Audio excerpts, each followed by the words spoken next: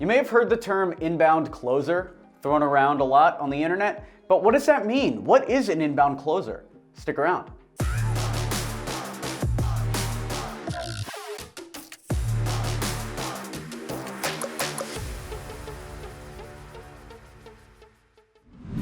This video is brought to you by Email 10K. Learn how to book meetings with billion-dollar brands and take your company to the next level at email10k.com.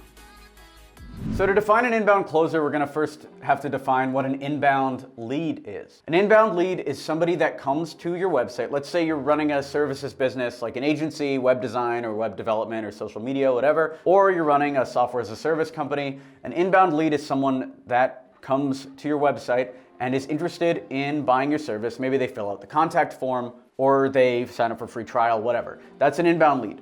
And an inbound closer is somebody whose job is to close, is to sell to those leads that come in to the website. So we have a lot of experience with generating inbound leads, mostly through this YouTube channel that you're watching. We generate leads for X27, which is our cold email and lead gen agency. We generate leads for Email 10K, which is our education startup where we teach people how to start a business. We generate leads for BotFuse, which is our chatbot software, and all of our other companies that me and Robert Indris run together. And we do that through guest posting on other sites like Entrepreneur, or podcast appearances like I've been on hundreds of podcasts, or these YouTube channel videos where we do 3 videos a week on this channel and 1 video a week on our other channel, Crazy Money. By the way, subscribe to Crazy Money, it's super sick. And while I'm telling you stuff, just go ahead and like this video because YouTube really loves it when you like the videos. They help promote the videos out, but only if you like the video. So go down and smash it. Smash that like button. So let's talk about what's an inbound closer. So we have some experience dealing with inbound leads, and we also do outbound leads, which is what we teach at Email 10K, which is finding leads via cold email and cold calling. But today let's talk about inbound leads. So an inbound closer is the person responsible for closing the inbound deals. They're responsible for making money off the leads that come to your website. Inbound leads are better than outbound leads in a lot of ways, but companies have trouble generating these inbound leads. But there's a few ways that inbound leads are superior to outbound leads.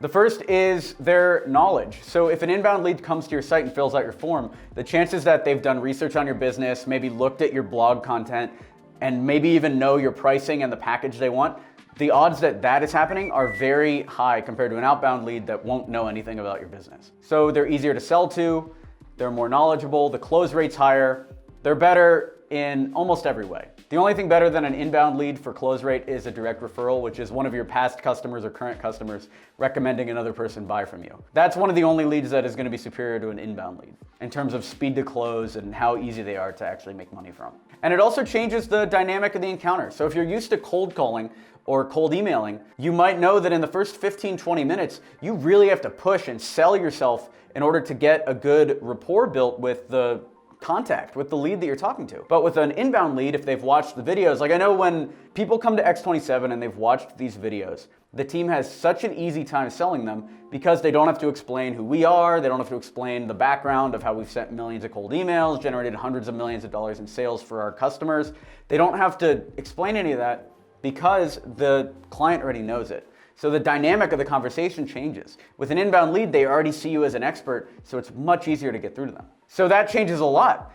It turns you into the qualifier. Instead of you trying to sell yourself to the client, if they're inbound, now you just have to figure out if they're a good client for you. Do they fit your revenue criteria? Are they a golden goose company with between 5 and 150 million in revenue?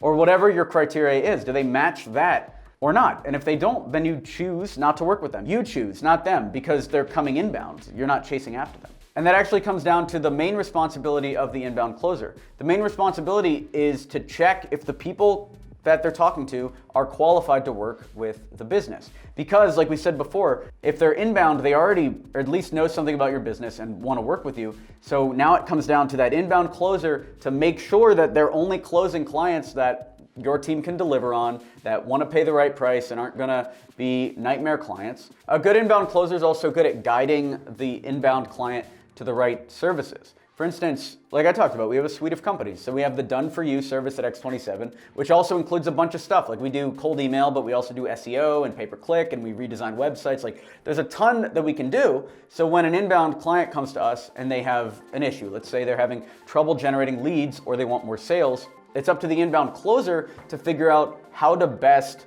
capitalize on that. What services do we actually want to sell to them in order for them to get the most value and for us to get the most value? Where's the win-win here where they don't feel ripped off and we don't feel like we're wasting our time?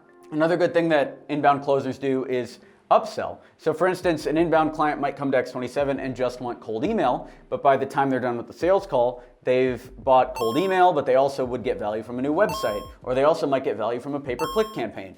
And it's up to the inbound closer to upsell them and get them to purchase those other services.